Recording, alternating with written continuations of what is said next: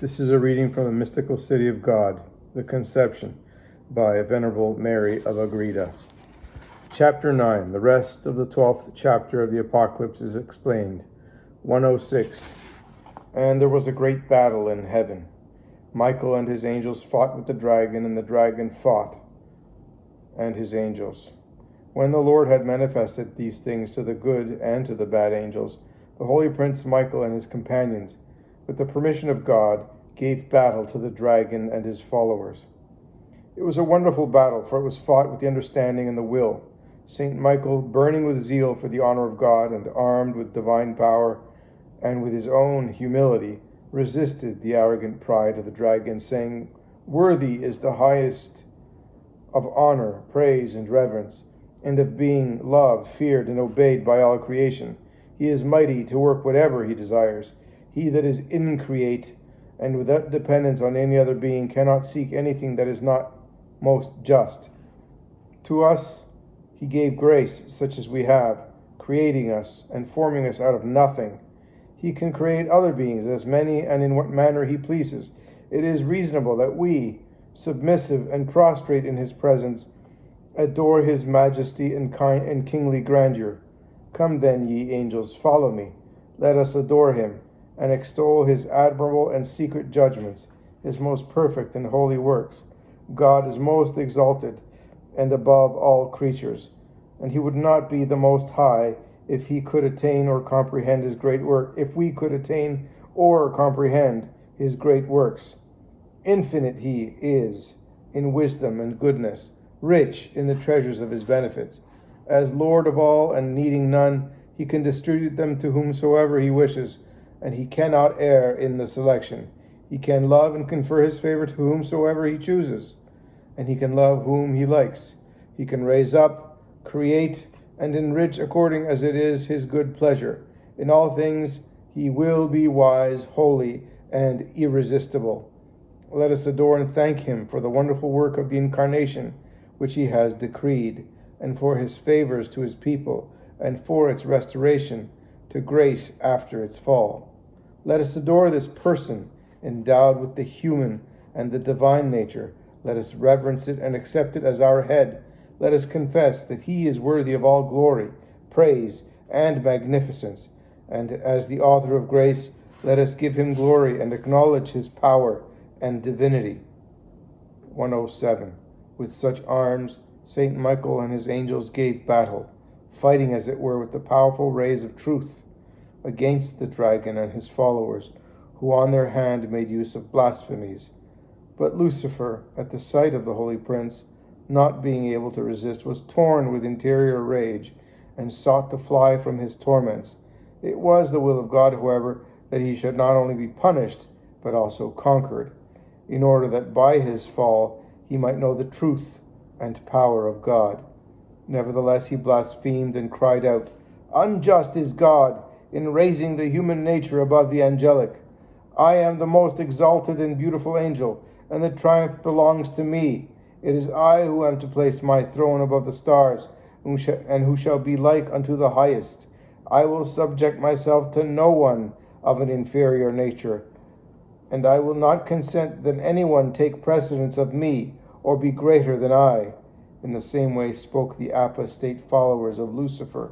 But Saint Michael answered, "Who is there like unto the Lord, who dwells in the heavens, or who to compare himself to him? Be silent, enemy.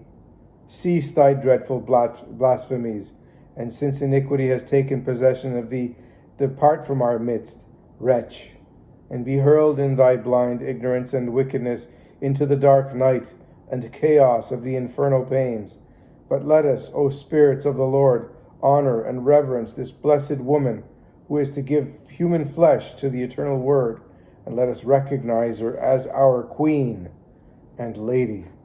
The great sign of the woman served the good angels as a shield and as arms of battle against the evil ones, for at the sight of it all their power of reasoning weakened and was brought to confusion and silence, since they could not endure the mysteries and sacraments contained in this sign.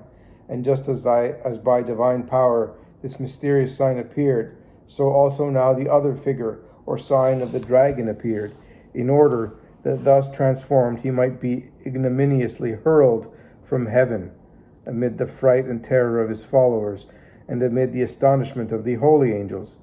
All this was the effect of this new manifestation of the justice and power of God.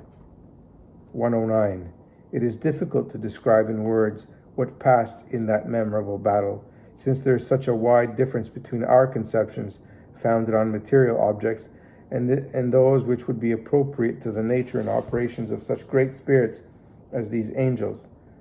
But the bad ones did not prevail, for injustice, lies, ignorance, and malice could not prevail against equity, truth, light, and goodness, nor could these virtues be overcome by vices. Therefore it is also said, from that time on their place was not found in heaven. Through the sins which these disgraced angels had committed, they made themselves unworthy of the eternal vision and company of the Lord. Their memory was blotted out from his mind, where they had been written by the excellences and graces of the nature given to them. Having lost the right to the places which had been reserved for them, if they had obeyed, it passed over to mankind. To man, these places were now transferred in such a way that the very vestiges of the apostate angels were blotted out, and were no more found in heaven. O unhappy wickedness, and never to be described misfortune, which drew after itself such a horrible and dreadful chastisement. The evangelist adds, 110, and the dragon was cast out, that ancient serpent who is called Devil and Satan, who seduceth the whole world, and he was cast unto the earth, and his angels were thrown down with him. The holy prince Michael hurled from heaven the dragon Lucifer, with the invincible battle cry, Who is like unto God? So powerful was his cry that it sufficed to precipitate that proud giant and all his host to the earth, and cast him in dreadful ignominy to the center of the earth. From that time he began to be called dragon, serpent, devil, and Satan, imposed upon him by the holy archangel in that battle, as a testimony of his iniquity and malice. Deprived of the happiness and honor of which he had become unworthy, he was despoiled also of his names and honorable titles, acquiring in their stead such as designate his ignominy. The wicked plans which he proposed and enjoined upon his confederates, namely that they should deceive and pervert all those that live in the world, manifest sufficiently his wickedness. He therefore, who intended to scourge the nations, was consigned to hellish regions, as Isaiah says in the 14th chapter, to the profound abyss, and his cadaver was delivered to the moth and the worm of his own bad conscience. Thus was fulfilled in Lucifer all that the prophet says in that chapter. 111. When the heavens had been cleared of the bad angels, and the divinity had been unveiled to the good and the obedient, when they were already admitted into glory, and the bad ones chastised, then happened what the evangelist farther says. And I heard a loud voice in heaven saying, Now is come salvation and strength, and the kingdom of our Lord, and the power of his Christ, because the accuser of our brethren is cast forth, who accused them before God, our God, day and night. This voice, which the evangelist heard, was that of the Word, and all the holy angels heard and listened to it. Its echoes reverberated through the infernal regions, and filled with trembling and fear the demons. They did not, however, understand its mystery in full, but only so much of it, as the Most High chose to manifest to them for their greater affliction and punishment. It was the voice of the Son, who in the name of the humanity which he was to assume was asking the Eternal Father that the salvation, power, and kingdom of his majesty and the reign of Christ might begin, since the accuser of the brethren of the same Christ our Lord, that is, of man, had been cast out. It was like a petition before the throne of the most holy Trinity, that the salvation and power and the mysteries of the redemption and incarnation be put into execution.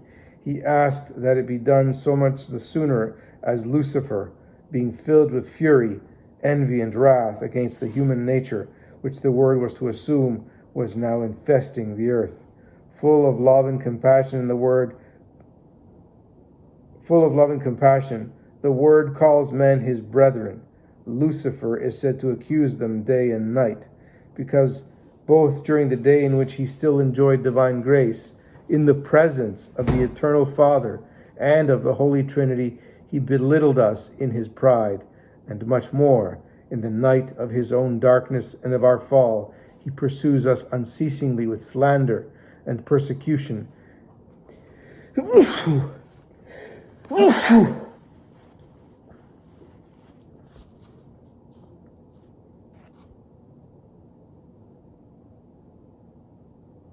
He pursues us unceasingly with slander and persecution as long as this world will endure.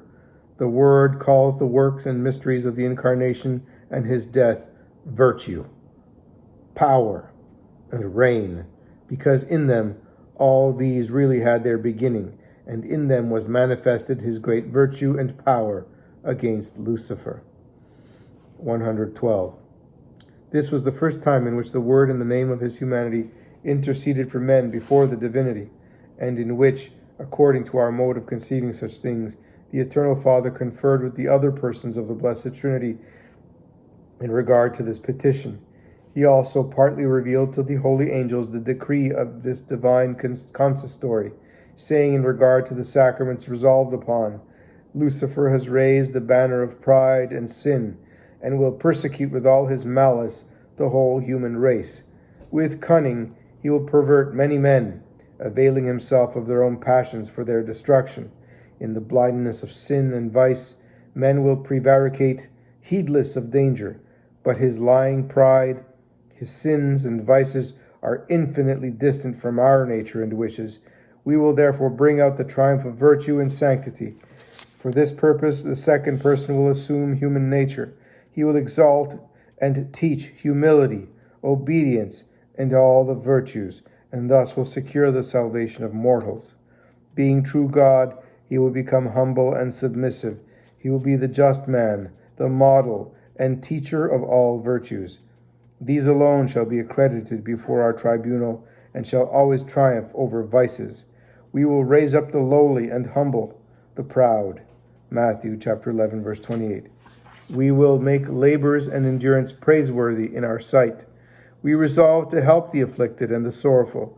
Let them be corrected by afflictions, and thereby advance in our grace and friendship, and, according to their capabilities, reach salvation in the practice of virtue. Blessed will be they that weep. Matthew chapter 5, verse 3. And happy the poor, and those that suffer for justice' sake, and for Christ, their chief. And the insignificant ones shall be magnified, the meek of heart exalted, the peaceful shall be loved as our sons. Most dear shall those be to us who forgive and suffer injuries and love their enemies. We will assign to them copious benedictions of our grace and an immortal glory in heaven.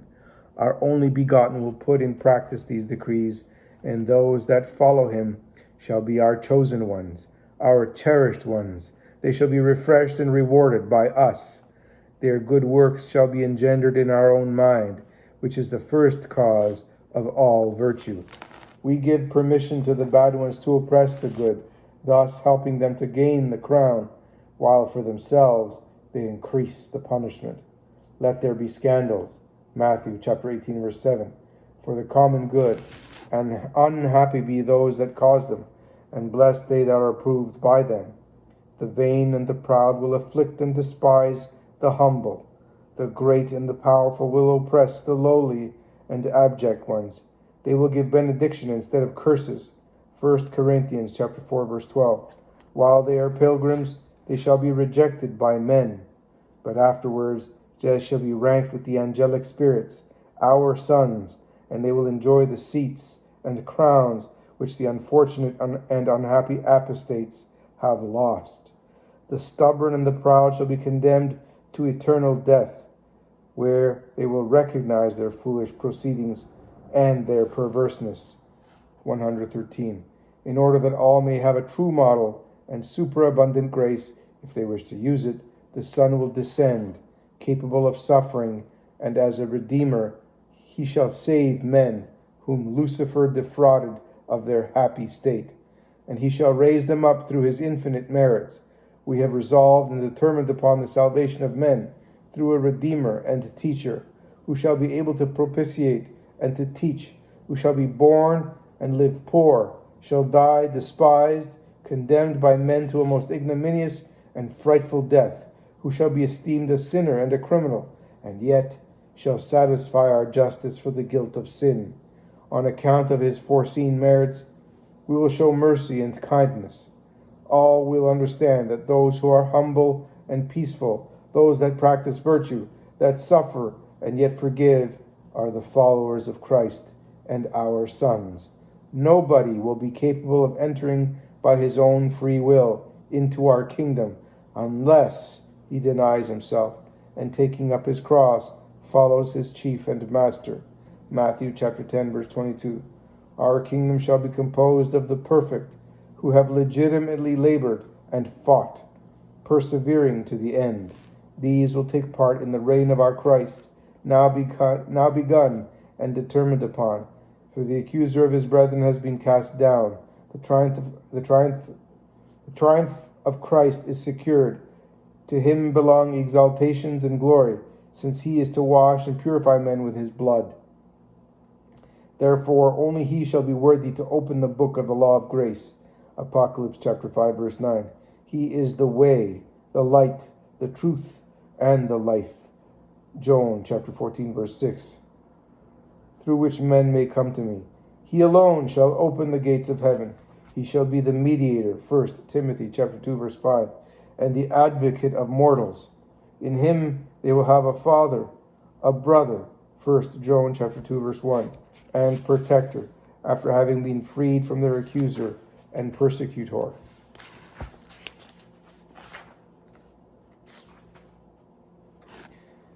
And the angels, who like true sons have shared in the work of our salvation and power, and have defended the reign of my Christ, shall likewise be honored and crowned through all the eternities of eternities in my presence. 114. This voice, which contains the mysteries hidden since the constitution of the world and manifested by the doctrine and the life of Jesus Christ, issued forth from the throne and imported more than I can explain. Through it were assigned the commissions which the holy angels were to fulfill. Saint Michael and Saint Gabriel were appointed ambassadors of the incarnate Word and of Mary, his mother most holy. They were to be ministers for all the mysteries of the incarnation and redemption. With these two princes, many other angels were assigned to the same service, as I shall explain afterward, Numbers 201 to 206. Other angels the Almighty appointed as companions and guardians of the souls, to teach them and inspire them with the virtues and sanctity opposed to the vices into which Lucifer had proposed to seduce mankind. They were to guard and defend the souls and to carry them in their hands. Psalm 90, verse 12. In order that the just might not hurt their feet against the stones, which are the snares and the traps laid by their enemies. 115. Also other things were decreed on this occasion, of which the evangelist says that the power, salvation, virtue, and kingdom of Christ began. But among the mysterious works at this time was especially the designation and enumeration of the predestined in the secret tablets of the divine mind through the foreseen merits of Jesus Christ our Lord. Oh, the mysteries and the inexplicable secrets which then were evolved in the bosom of God. Oh, happy lot of the chosen ones! What can equal this in importance? What sacrament is so worthy of the omnipotence of God? How great was the triumph of the power of Christ! Happy, infinitely happy, the members who then were assigned and united to such a head. O great church, O mighty people, and holy congregation of such a leader and master! At the thought of such exalted mysteries, the judgment of the creature is rendered powerless. My understanding is suspended, and my tongue becomes mute. 116. In the consistory of the three divine persons, the mysterious book spoken of in the Apocalypse was given and is, as it were, delivered to the only begotten of the Father. At that time it was written, closed, and sealed with the 7 seals. Apocalypse chapter 5, verse 7, of which the evangelist speaks. When he was made human flesh, he opened it, solving in their order the seals by enacting the mysteries of his birth, life, and death unto the consummation of all things. That which the book contained were all the decrees of the Holy Trinity after the fall of the angels, namely, all that belongs to the incarnation of the Word, and the law of grace, the 10 Commandments, the 7 Sacraments, and all the articles of faith, and what is contained in them, the constitution of the whole militant church, to the Word as having assumed human nature, and as the high priest and holy pontiff, Hebrews chapter 6, verse 20, was given the power to communicate the necessary faculties and gifts to the apostles and the other priests and ministers of the church. 117. This was the mysterious beginning of the law of the gospel. In a most secret consistory of the Trinity, it was resolved and recorded in the divine mind that those who would observe that law shall be written in the book of life. Here was the beginning of that law, and from the eternal Father, the pontiffs, the prelates, have their power and their vicariate. From his infinite power flow the virtues of those that are meek, poor in spirit, humble, and just. This is their most humble origin, and on that account it is true to say that he who obeys the superior obeys God. Luke chapter 10, verse 16. And he who despises them despises God. All this was decreed and conceived in the mind, and to Christ in the divine mind, and to Christ was given the power to open in its proper time this book of decrees, which was until then to be closed and sealed. In the meanwhile, the Most High gave his testament that in the testimonies of his divine words, in the natural laws and in the written laws, accompanying them with wonderful works and manifesting a part of his secrets through the patriarchs and prophets. 118. Through these testimonies and through the blood of the Lamb, it is said, they, the just, overcame him, the dragon. For although the blood of Christ was entirely sufficient and superabundant to enable all the faithful to overcome the dragon, their accuser, and although the testimonies and teachings of the prophets are of great power and help for eternal salvation, yet the just attain the fruit of the passion and redemption by cooperating of their own free will with those divine helps, conquering their own selves and the demons, and making use of grace. They not only succeed in fulfilling the ordinary commandments and counsels of God, but they go to the extent of sacrificing their lives for the Lord. Apocalypse chapter 6, verse 9. In testimony of him and in the hope of the crown and triumph promised by Christ, as the martyrs did in testimony of the faith and in defending his honor. 119. On account of all these mysteries, the sacred text adds, therefore rejoice, O heaven, and all those that dwell therein. Rejoice, because thou art to be the dwelling place of the just, and of their chief, Jesus Christ, and of his most holy mother. Rejoice, O heaven, because of all the material and inanimate creatures, none obtained a better lot, for thou art to be the house of God, who will endure through the eternal ages, and thou art to receive as thy queen the most pure and most holy creature that emanated from the power of the Most High. Therefore rejoice, heaven, and all that dwell therein, ye angels and ye just, since you are to be the companions and ministers of the Son, of the eternal Father, and of his mother, and you are to be parts of that mystical body whose head is Christ himself. Rejoice, ye holy angels, because ministering to them and serving them by your defense and custody, you increase your accidental joy. Let the holy Archangel Michael, the prince of the celestial hosts, rejoice in particular, because he defended in battle the glory of the Most High and his adorable mysteries, and because he is to be the minister of the incarnation of the Word and a particular witness of all its effects to the end. Let all his allies and all the defenders of Jesus Christ and his mother rejoice, since during their ministry they do not lose the joys of essential glory already their own. On account of such divine sacraments, let the heavens rejoice.